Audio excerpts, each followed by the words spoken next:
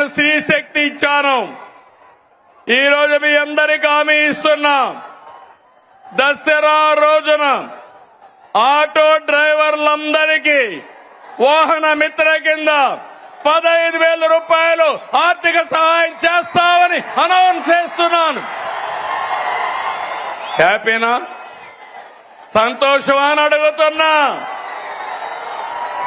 ఎన్నికల్లో చెప్పాం, ఎన్ని కష్టాలున్నా చేస్తాం.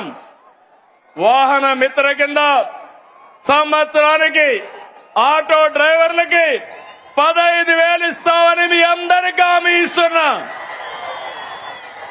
ఇది మంచి కార్యక్రమం అనుకుంటే గట్టిగా చప్పట్లు కూడా చెప్పండి, మంచి కార్యక్రమం అని.